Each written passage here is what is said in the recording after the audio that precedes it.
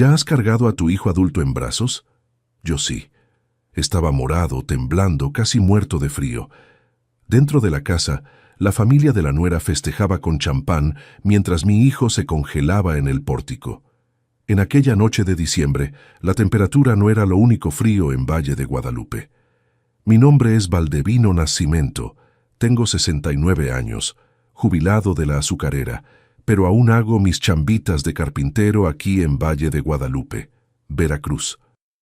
Soy de esos hombres de mano callosa y piel quemada de sol, que conoce cada grano de arena de esta playa y cada rostro de este lugar. Nací y me crié aquí. Solo salí para trabajar en Xalapa por un tiempo, pero volví porque, como dicen los antiguos, quien es del valle siempre vuelve al cobijo. Vivo en una casa sencilla de ventanas azules, a 3 cuadras de la plaza principal, donde cada domingo aún toco acordeón con los compadres después de misa. Siempre fui hombre de trabajo pesado. Empecé a los 12 años en el corte de caña. Después fui a la azucarera, donde pasé 37 años operando máquinas, reparando engranes sin faltar un día siquiera. Me levantaba a las 4 de la mañana, regresaba a las 8 de la noche, con azúcar pegado en la ropa y el olor de melaza impregnado en la piel.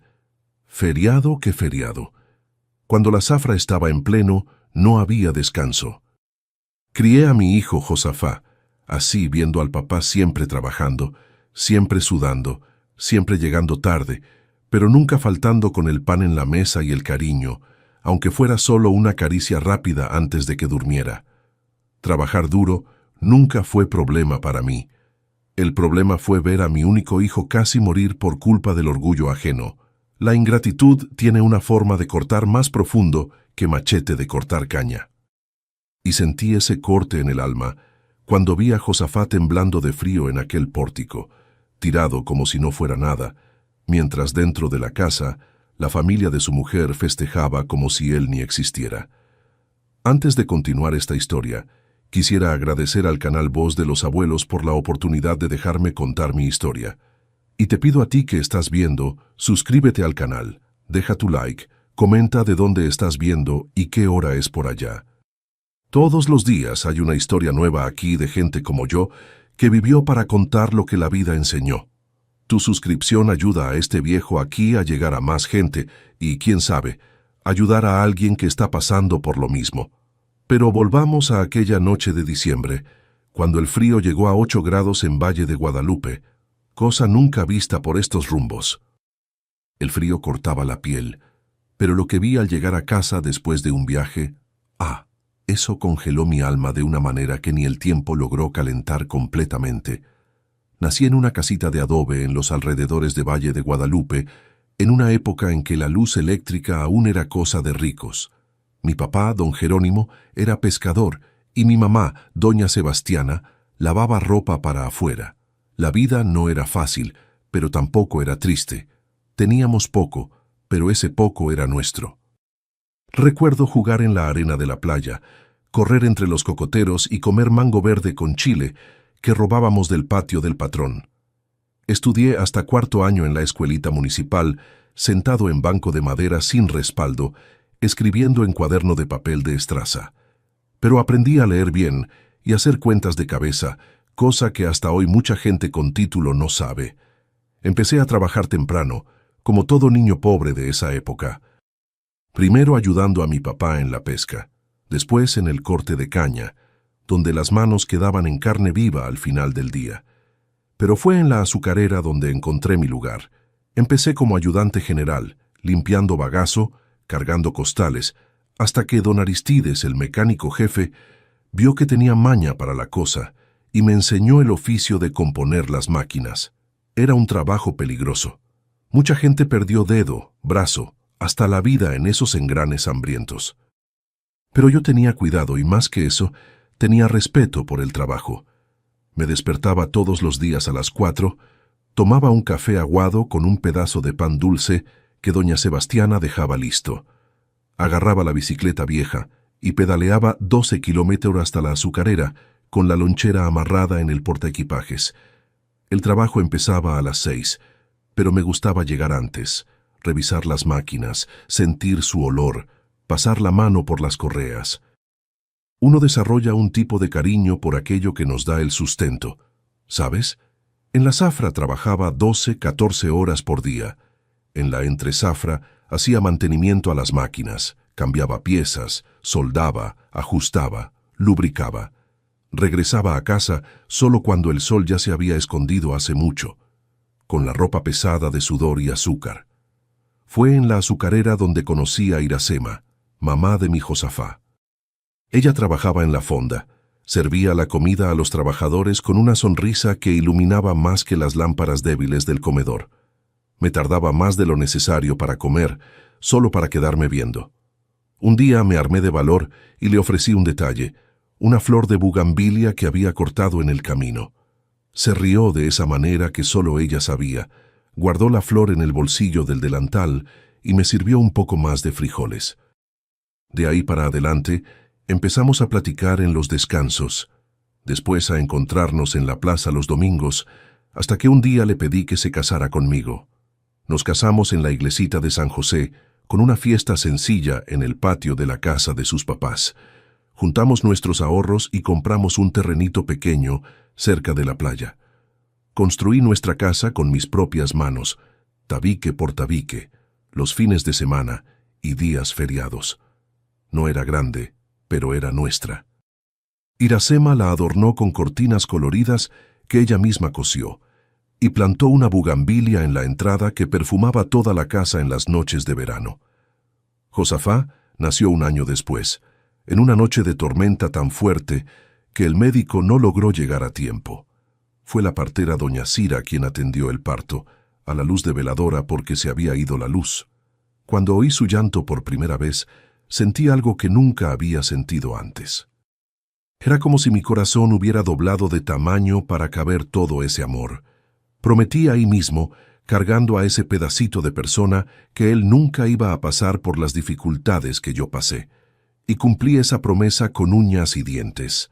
Trabajaba doble, hacía horas extra, agarraba trabajo de carpintería los fines de semana. Cuando Josafá llegó a edad escolar, lo inscribí en la mejor escuela que nuestro dinero podía pagar, una privada en Xalapa.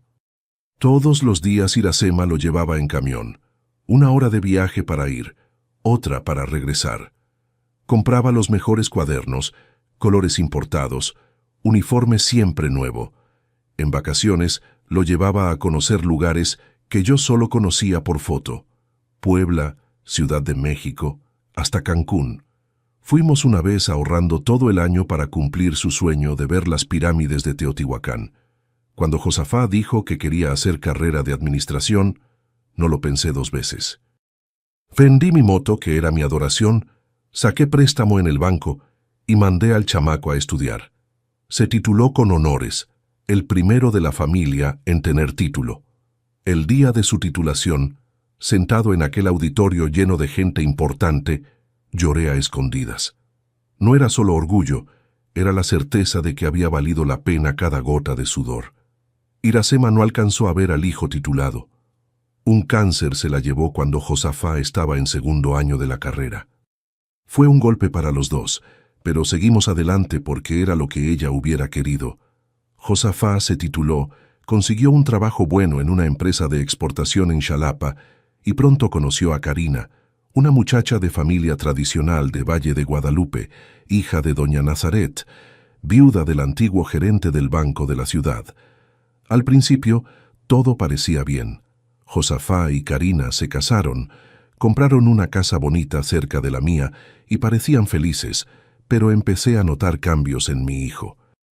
Él, que siempre fue alegre, de risa fácil, se fue quedando callado, preocupado. Perdía peso, tenía ojeras profundas.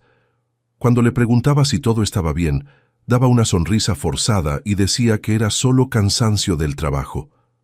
La verdad es que Karina venía de una familia que le gustaba presumir, mostrar que tenía dinero, aun cuando no lo tenía. Doña Nazaret era de esas personas que mide el valor de otros por el tamaño de la cuenta bancaria y por la marca del carro. Y Josafá, queriendo agradar a la esposa y a la suegra, empezó a gastar más de lo que podía. Compró carro nuevo, muebles caros, ropa de marca, llevaba a la familia a cenar en restaurantes elegantes, pagaba viajes, regalos. Traté de platicar, decir que la felicidad no estaba en esas cosas, pero él decía que todo estaba bajo control. Papá, usted trabajó toda la vida para darme comodidades. Ahora me toca a mí dar comodidades a mi familia, decía. ¿Y quién era yo para discutir? Al final era un hombre titulado con buen trabajo, o al menos eso pensaba yo. Las primeras señales de que algo estaba mal vinieron cuando Josafá empezó a pedirme dinero prestado. Primero fueron cantidades pequeñas. Papá, ¿no anda apretado este mes? ¿Me ayuda con la cuenta de luz? Después cantidades mayores. Papá, se descompuso el carro, necesito dinero para la reparación. Siempre le prestaba.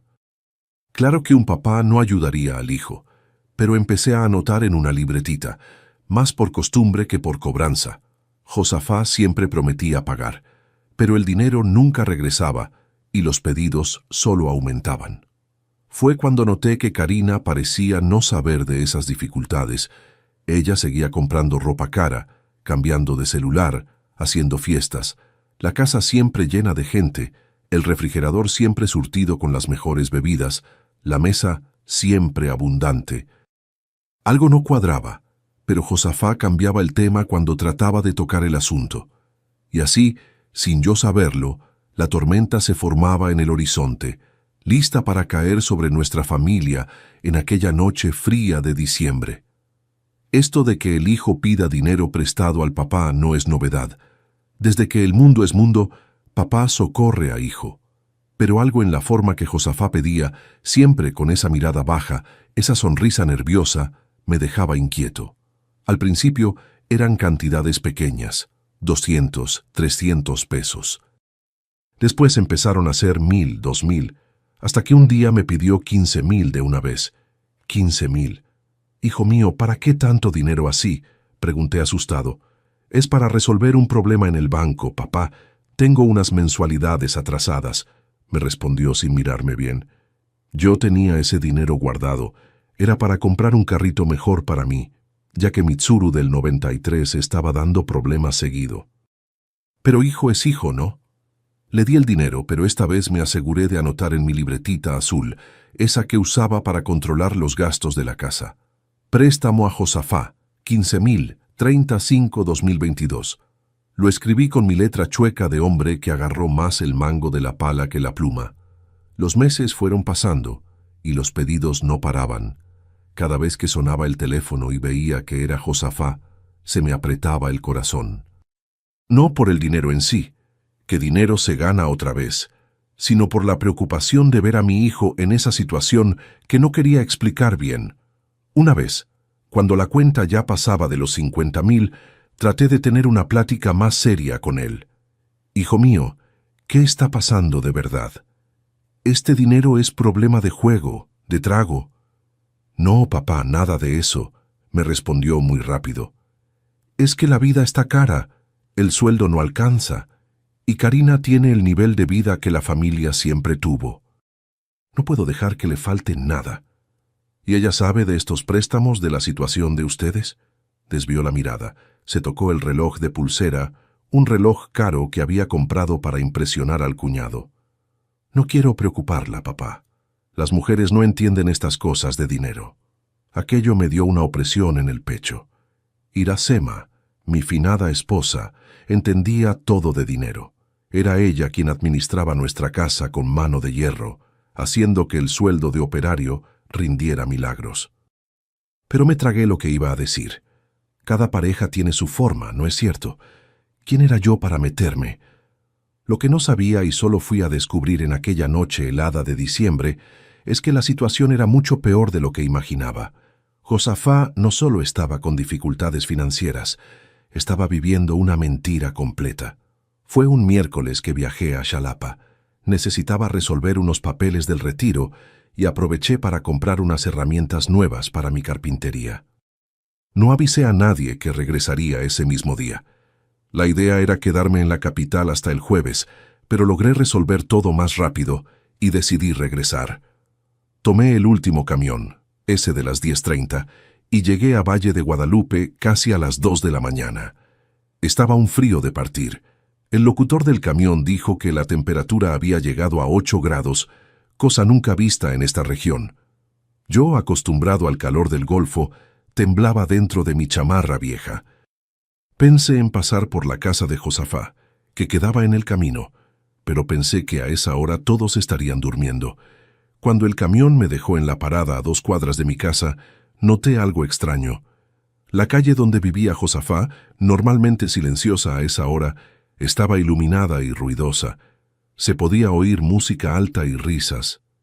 Curioso, decidí pasar por ahí antes de ir a casa. Mientras me acercaba, el panorama se iba poniendo más extraño. El portón de la casa estaba abierto, cosa que Josafá, siempre cuidadoso, nunca dejaba. Las luces del pórtico y de la sala estaban todas prendidas y se podía ver movimiento adentro. Parecía una fiesta. Fue cuando mi corazón casi se paró. Ahí, tirado en un rincón del pórtico, como si fuera una bolsa de basura, estaba mi hijo. Josafá estaba caído en el suelo frío, encogido como un niño, temblando violentamente. Su rostro tenía un tono azulado, los labios morados y había espuma saliendo por la comisura de la boca. Ni me vio cuando me acerqué. «Josafá, hijo mío, ¿qué pasó?», grité, arrodillándome junto a él. Abrió los ojos con dificultad, trató de decir algo, pero solo logró emitir un gemido débil. Toqué su piel. Estaba helada como la muerte. Hipotermia. Mi hijo estaba teniendo hipotermia ahí en el pórtico de su propia casa, mientras adentro había una fiesta. La rabia me subió por la espina como fuego en hierba seca.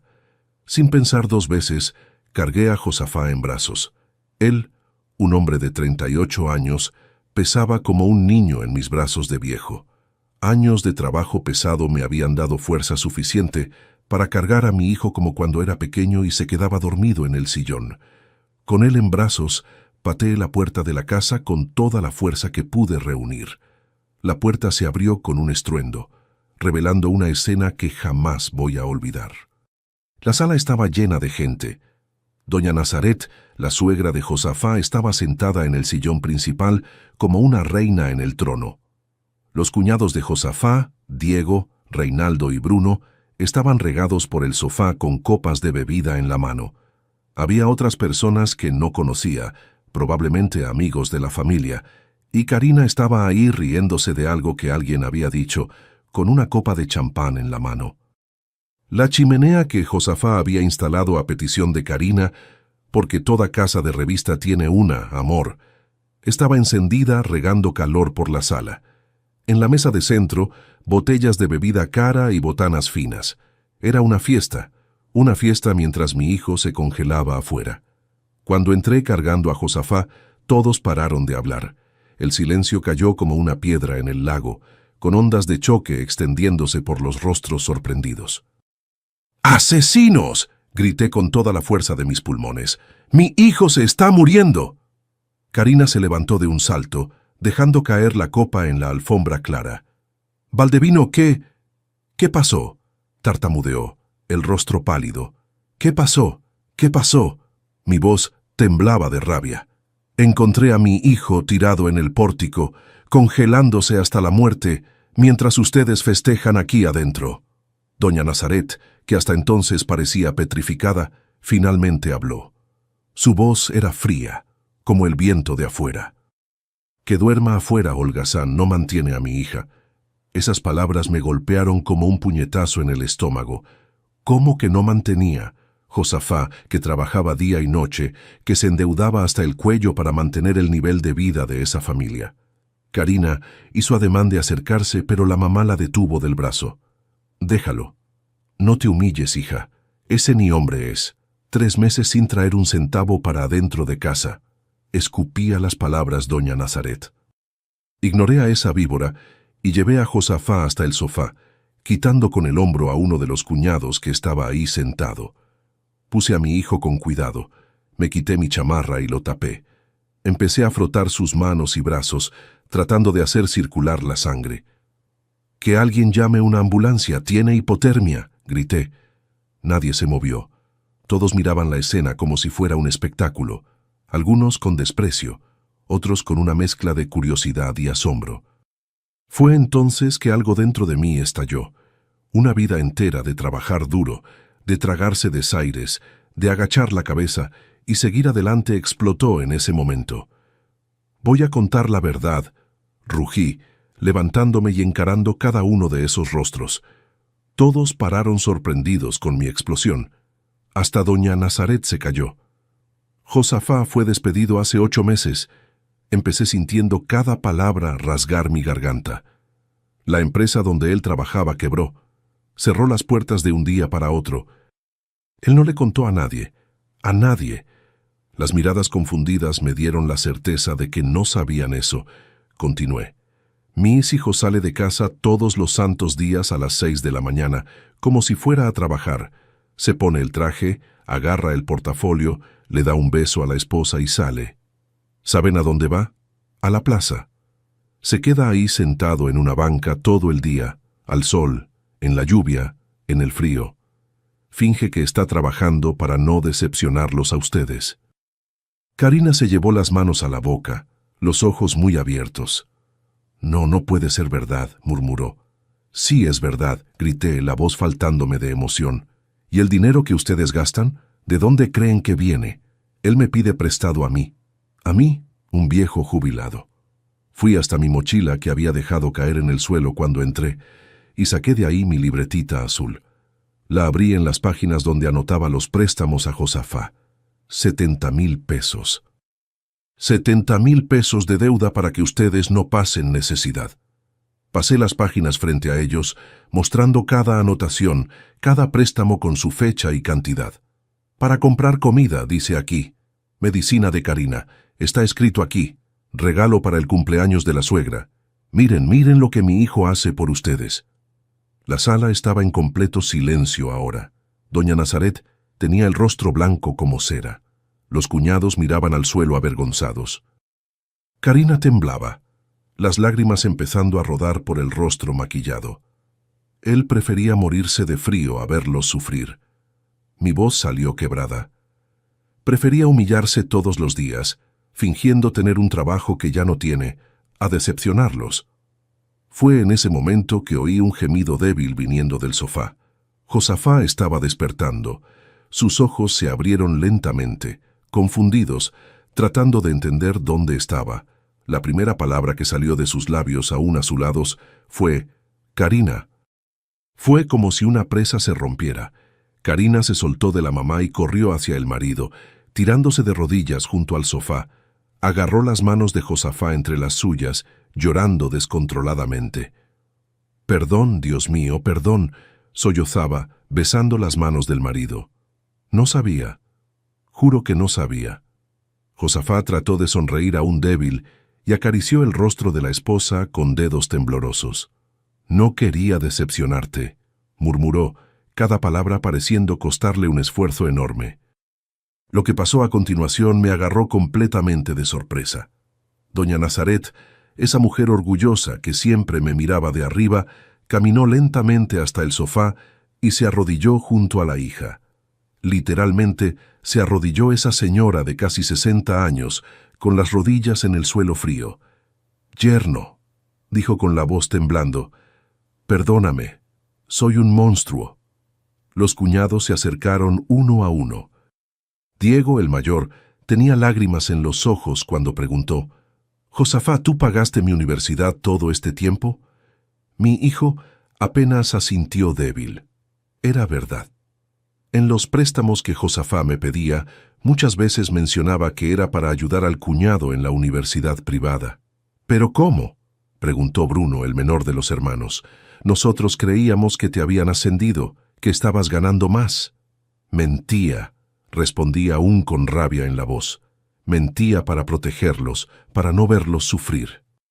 «¿Y ella sabía de estos préstamos, de la situación de ustedes?», preguntó Diego arrodillándose junto a la mamá, agarrando una de las manos de Josafá. «Hermano, no sé ni qué decir. Te tratamos como basura y tú...». No logró terminar la frase.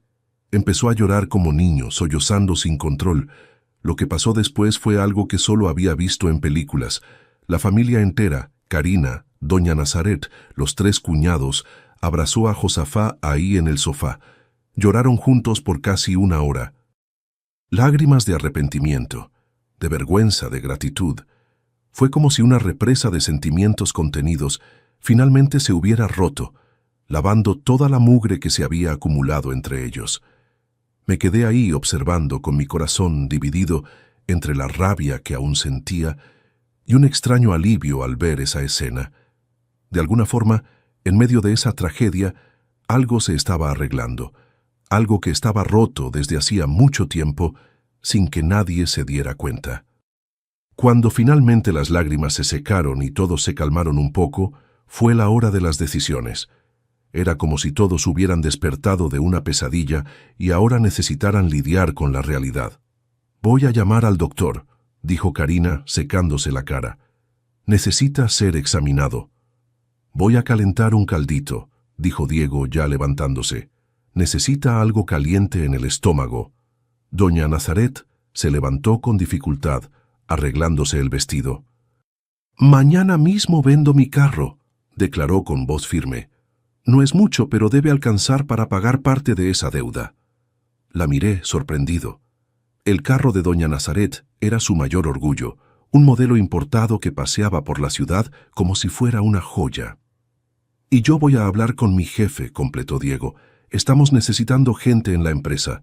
No es nada muy glamoroso, pero es trabajo». Observé a esa familia que hacía poco estaba festejando mientras mi hijo se congelaba afuera, ahora movilizándose para ayudarlo. Era como si una venda hubiera caído de sus ojos, revelando la verdad que estaba ahí desde siempre. Josafá me miró desde el sofá, ahora con más color en la cara, y murmuró un «Gracias, papá», silencioso. Asentí con la cabeza, aún sin lograr sonreír. La herida estaba muy abierta. La imagen de él tirado en el pórtico aún quemaba en mi mente. Pero esa noche, mientras la temperatura afuera seguía bajando, algo empezó a calentar dentro de esa casa. No era solo la chimenea o el caldo caliente que Diego preparaba en la cocina.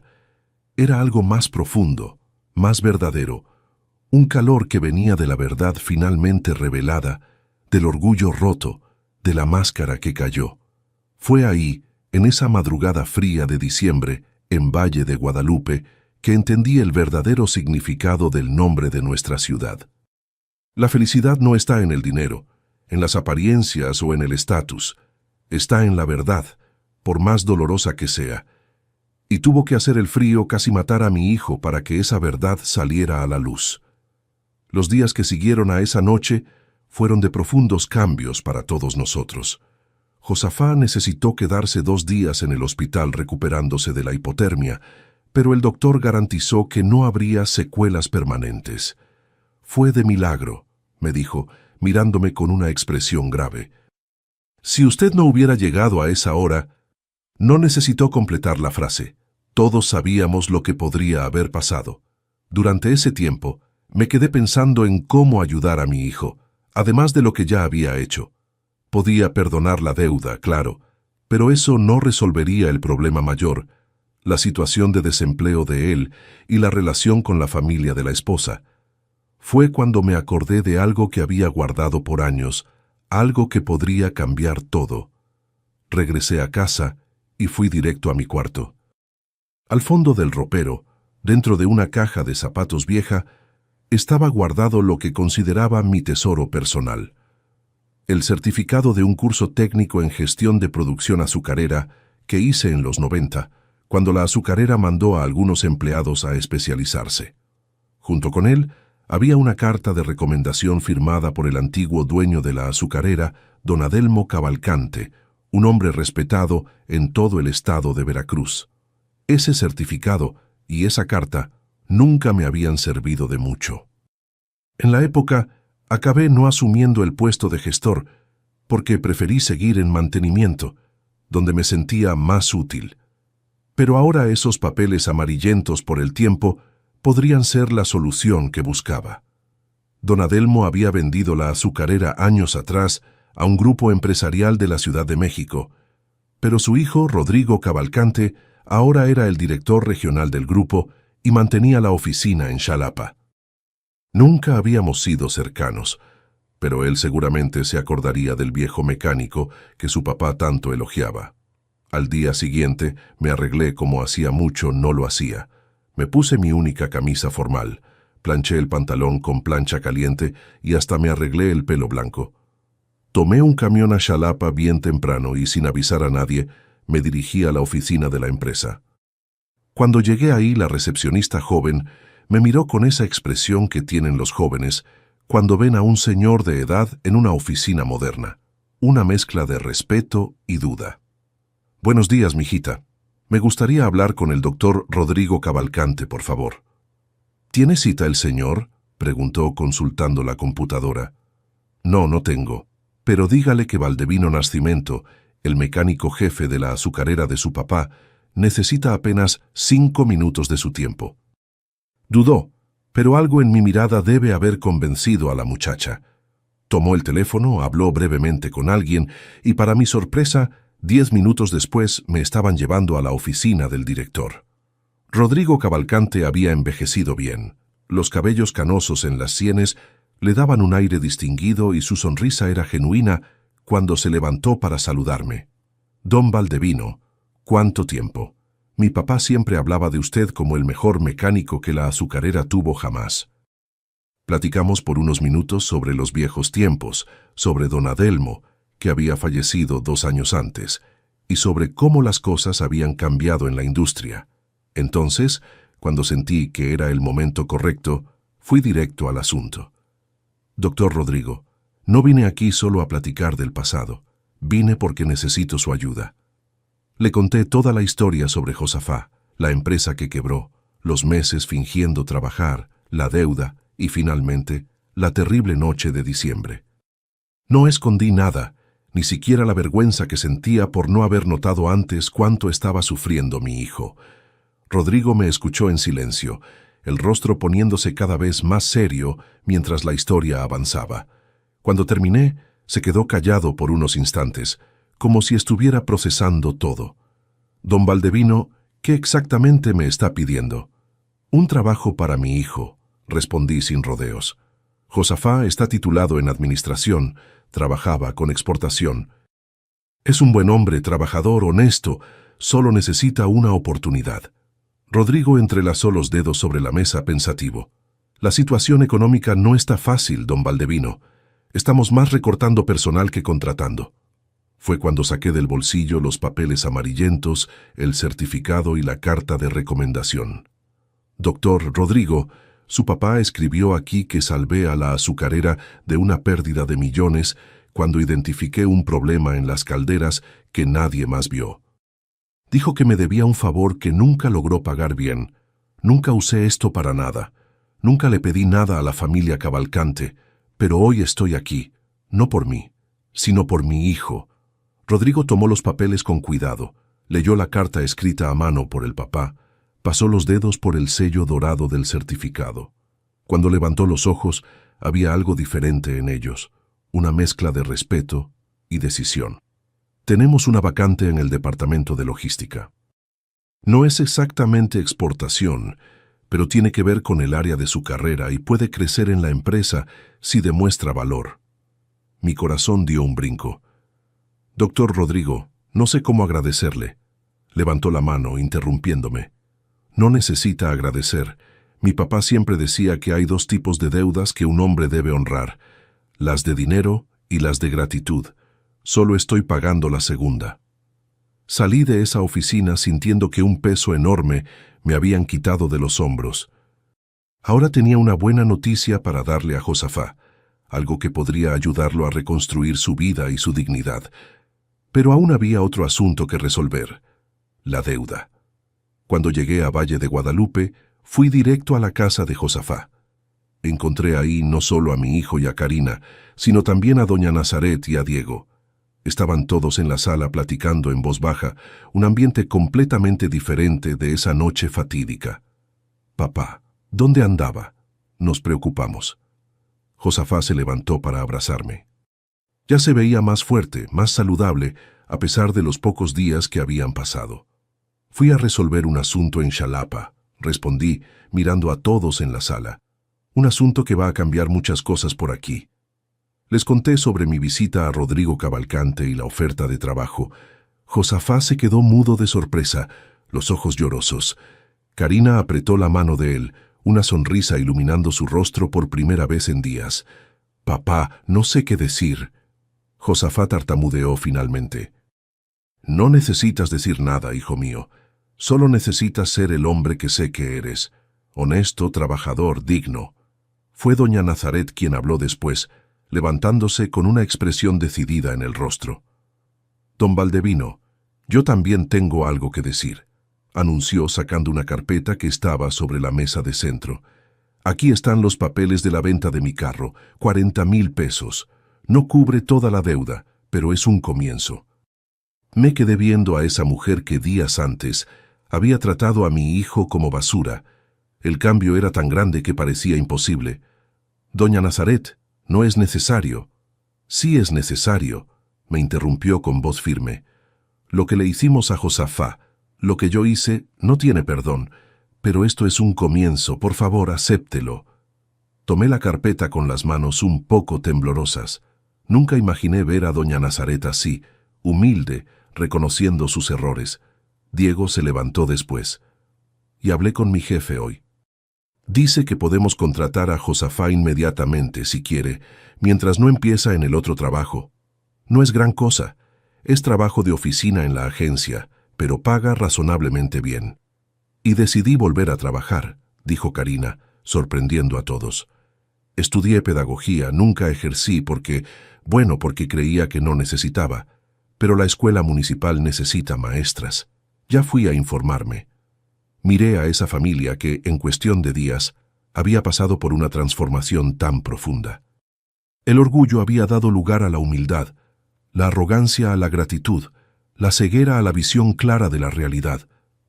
«Hijo», le dije a Josafá, «ya no necesitas mentir ni humillarte.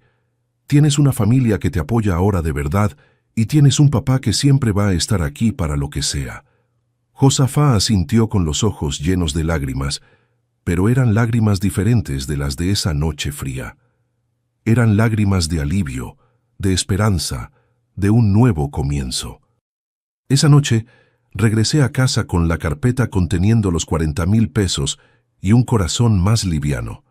Tomé mi libretita azul, miré todas esas anotaciones de préstamos, todas esas pruebas de la lucha silenciosa de mi hijo, e hice algo que nunca pensé que haría. Tacheé todo, cada cantidad, cada fecha, cada motivo, y en la última página escribí en letras grandes: «Deuda perdonada con amor, papá». Porque algunas deudas se pagan con dinero, otras con arrepentimiento sincero y cambio verdadero, y esas para mí son mucho más valiosas. La noticia de la transformación de la familia de Josafá se regó rápidamente por Valle de Guadalupe, como pasa en ciudades pequeñas. La gente comentaba sobre la venta del carro de doña Nazaret, sobre Karina dando clases en la escuela municipal, sobre Diego ayudando al cuñado a conseguir trabajo, y claro, sobre el viejo Valdevino que había usado un favor guardado por décadas para salvar al hijo. «Usted es un héroe, don Valdevino», me dijo doña Juanita de la panadería cuando fui a comprar pan unos días después. «Héroe nada, doña Juanita, solo hice lo que cualquier papá haría». Pero en el fondo sabía que había hecho más que simplemente ayudar a mi hijo. Había provocado un cambio que iba más allá de trabajos y dinero. Había ayudado a romper el orgullo que estaba destruyendo a una familia entera. Y eso para mí valía más que todo el dinero del mundo. 3 años han pasado desde esa noche fría. 3 años de cambios, de reconstrucción, de sanación. A veces, cuando miro por la ventana de mi casa y veo el humo de la chimenea de la casa de Josafá subiendo al cielo de la tarde, pienso en cómo la vida puede cambiar completamente en un abrir y cerrar de ojos, cómo una tragedia puede transformarse en bendición si sabemos aprender de ella. Josafá empezó a trabajar en la empresa de los Cavalcante una semana después de mi visita a Rodrigo. Al principio era solo un asistente en el departamento de logística, pero pronto su talento y dedicación fueron reconocidos. En 6 meses ya coordinaba un pequeño equipo. En un año fue ascendido a supervisor. Hoy, 3 años después, es gerente de todo el departamento, respetado por todos, incluso por el propio Rodrigo Cavalcante, que me dijo una vez: «Don Valdevino, su hijo es la mejor inversión que esta empresa hizo en los últimos años». Pero no fue solo en la carrera que la vida de Josafá floreció. Un año después de esa noche, Karina dio a luz a una niña, la pequeña Iracema, nombre dado en homenaje a mi finada esposa. La llegada de la nietecita trajo aún más alegría y unión a la familia. Ver a mi hijo arrullando a su hija, cantando las mismas canciones que yo le cantaba a él, me hace recordar que la vida es un ciclo y que aun en las horas más oscuras siempre hay la promesa de un nuevo amanecer. Lo que más me sorprendió, sin embargo, fue la transformación de doña Nazaret. Quien ve a esa señora hoy ayudando en la cocina de la casa del yerno, jugando con la nietecita en el regazo, jamás imaginaría a la persona amarga y orgullosa que fue un día. 6 meses después de esa noche, vendió su casa y pidió vivir con Josafá y Karina. «No quiero vivir más sola, cultivando amarguras», me explicó. «Quiero estar cerca de mi familia, ayudar en lo que pueda, compensar por el tiempo perdido». Diego, el cuñado de Josafá, también siguió un camino mejor. Terminó la carrera que mi hijo ayudó a pagar y hoy trabaja en una empresa de tecnología en Xalapa. Viene a visitar a la familia cada fin de semana, siempre trayendo algún detallito para la sobrina. Los otros hermanos también se acercaron más, formando una red de apoyo que antes no existía. En cuanto a mí, sigo en mi casita sencilla, con mis herramientas de carpintería, mis horarios tranquilos de jubilado. Josafá me invitó a vivir con ellos varias veces, pero prefiero mi rincón. Voy a almorzar con ellos casi todos los domingos. Juego con mi nietecita, platico con doña Nazaret, ¿quién lo diría? Pero al final del día, regreso a casa, al silencio que aprendí a apreciar después de tantos años de ruido de máquinas. La deuda financiera de Josafá conmigo fue oficialmente perdonada esa noche, pero él insistió en ayudarme de todas formas. Renovó mi casa, puso un techo nuevo, instaló aire acondicionado, cosa que nunca imaginé tener, me compró herramientas nuevas para la carpintería, que ahora es más un pasatiempo que una necesidad. No acepto dinero de él directamente, pero no puedo negar que es bueno ver a mi hijo con condiciones de corresponder a todo lo que hice por él, no por obligación, sino por amor. Lo más importante de todo, sin embargo, es que se acabaron las mentiras, las apariencias, el fingimiento. Karina aprendió a vivir con lo que tiene, sin compararse con otros. Doña Nazaret descubrió que el respeto no se compra con dinero o estatus, sino se conquista con carácter y humildad. Y Josafá, mi Josafá, finalmente puede ser quien realmente es, un hombre bueno, trabajador, que ya no necesita esconderse ni humillarse para ser amado y respetado. Cada Navidad, cuando la familia se reúne, alguien siempre menciona esa noche, como le dicen. La noche que casi perdieron al mejor hombre de la familia, la noche en que el frío casi mata a Josafá, pero acabó matando el orgullo de esa familia. Y del orgullo muerto nació un amor verdadero, sincero, que crece cada día. Si hay algo que aprendí con toda esta historia, es que la verdad, por más dolorosa que sea, es siempre el mejor camino. Vivir de apariencias es como construir una casa en la arena. En algún momento la marea sube y se lleva todo. Josafá sufrió por tratar de mantener una mentira, por tratar de ser lo que no era, por tratar de agradar a personas que no merecían su sacrificio.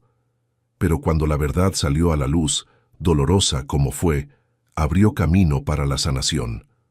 Otra lección que llevo conmigo es sobre el valor del trabajo honesto. Trabajé toda la vida con las manos callosas y la espalda doliendo, pero nunca me arrepentí. Fue ese trabajo el que me permitió ayudar a mi hijo cuando más lo necesitó. Fue el respeto que gané con mi sudor el que abrió la puerta de la oficina de Rodrigo Cavalcante ese día. Como dice el dicho aquí en el Golfo, el trabajo duro no llena el bolsillo de dinero, pero llena el corazón de dignidad. Y por último, Aprendí sobre el perdón. Perdonar a doña Nazaret y a los cuñados de Josafá no fue fácil. Por mucho tiempo, la imagen de mi hijo temblando de frío en ese pórtico me atormentaba, pero con el tiempo, viendo el arrepentimiento sincero de ellos, los cambios reales en sus vidas, logré dejar ir la rabia. No olvidé, jamás olvidaré, pero perdoné. Y ese perdón no solo los liberó a ellos, sino principalmente a mí. Hoy, cuando me siento en el pórtico de mi casa, en las tardes de domingo, con mi nietecita Iracema en el regazo, contando historias de cuando su papá era pequeño, siento una paz que nunca pensé que sentiría en la vida.